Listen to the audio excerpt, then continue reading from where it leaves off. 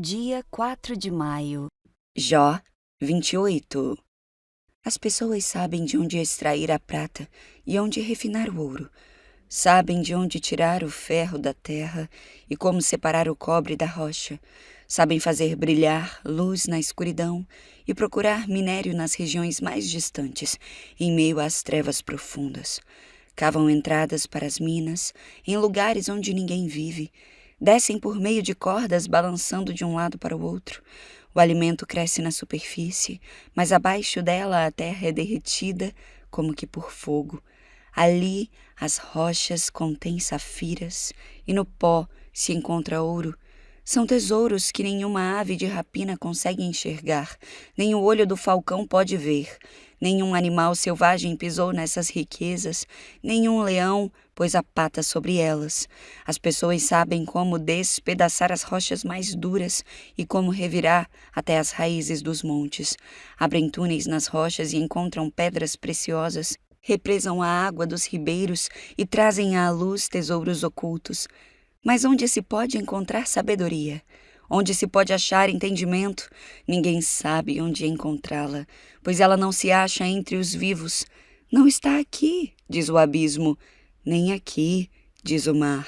Não se pode comprá-la com ouro nem adquiri-la com prata. Vale mais que todo o ouro de Ofir, mais que o ônix precioso e a safira. A sabedoria é mais valiosa que ouro e cristal. Não se pode comprá-la com joias de ouro fino. Coral e jaspe não se comparam a ela. O preço da sabedoria ultrapassa o dos rubis. Não se pode trocá-la pelo precioso topázio da Etiópia. Ela vale mais que o ouro puríssimo.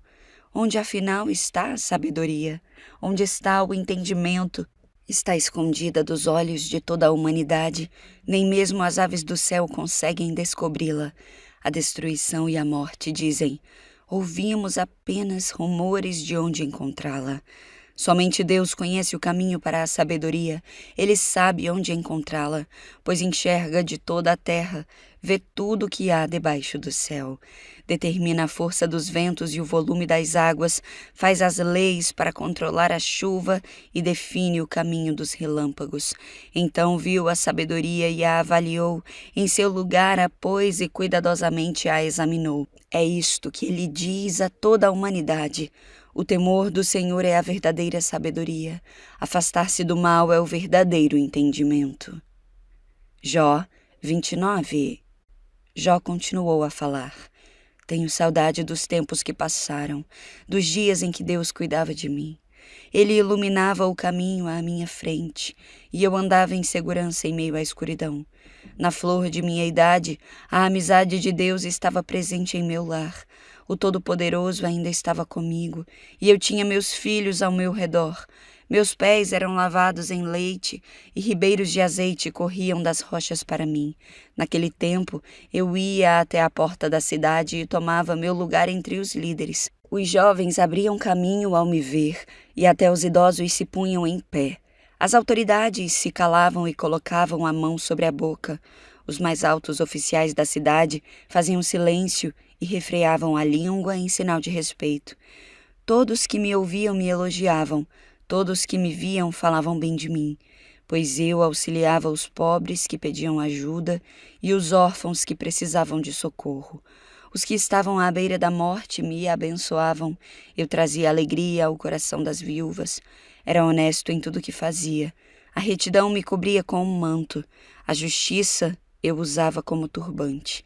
Servia de olhos para os cegos e de pés para os aleijados.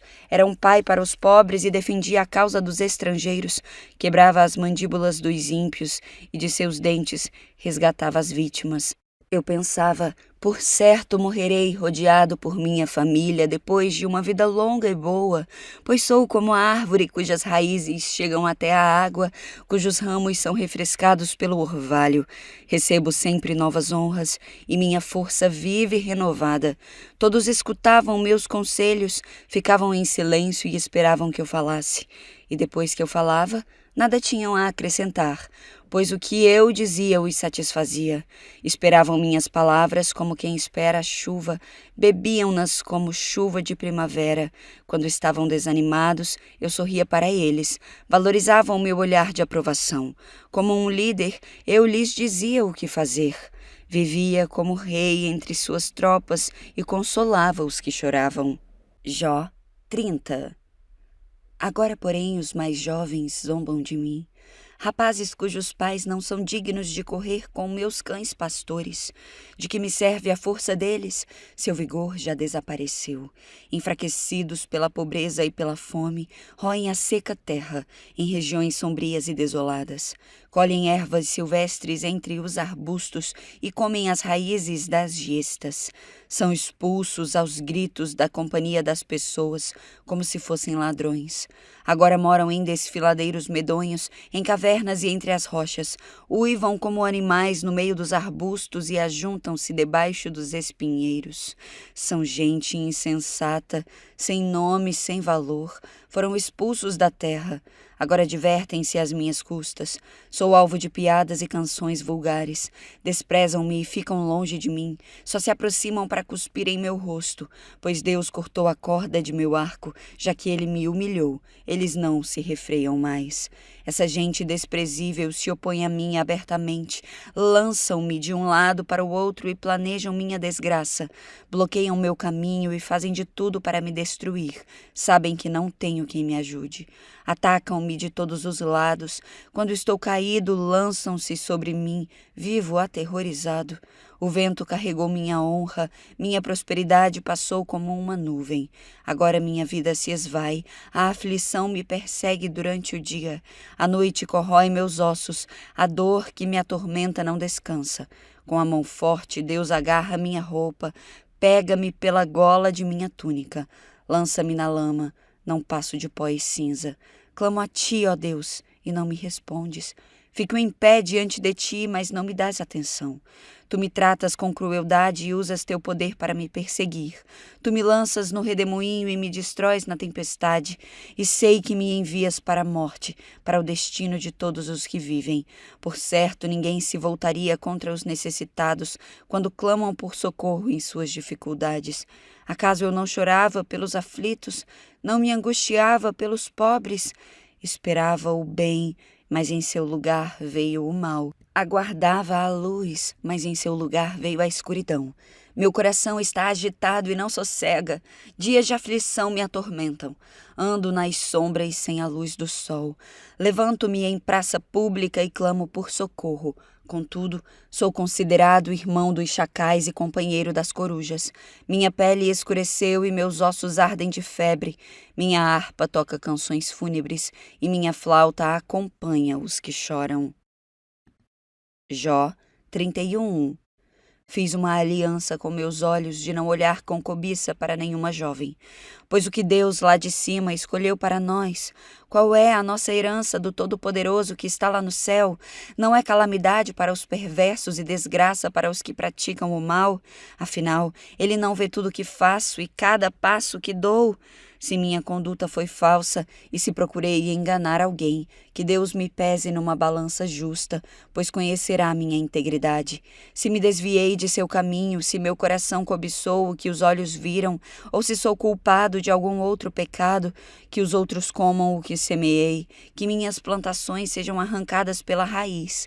Se meu coração foi seduzido por uma mulher, ou se cobicei a esposa de meu próximo, que minha esposa se torne serva de outro homem.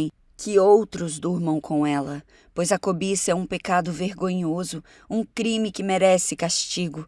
É fogo que tudo consome, levando à destruição, capaz de destruir tudo que tenho.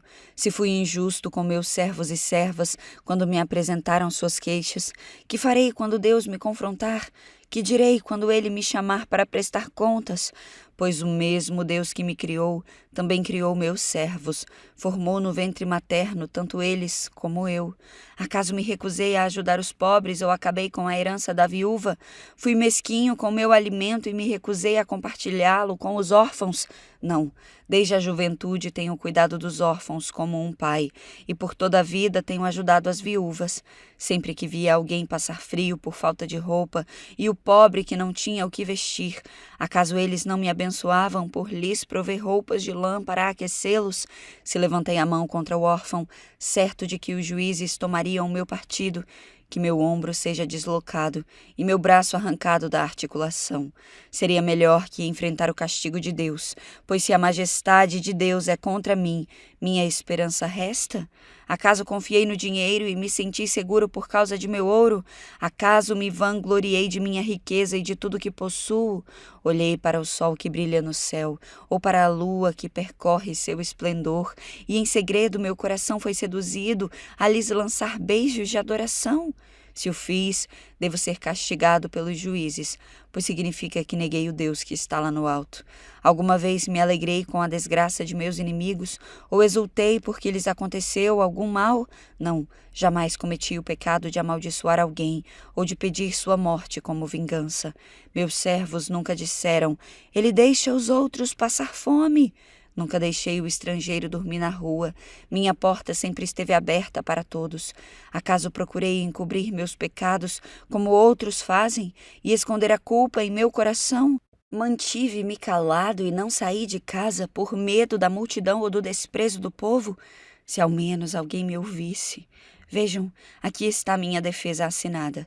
Que o Todo-Poderoso me responda, que meu adversário registre sua denúncia por escrito. Eu enfrentaria a acusação de peito aberto e eu a usaria como coroa, pois eu diria a Deus exatamente o que tenho feito.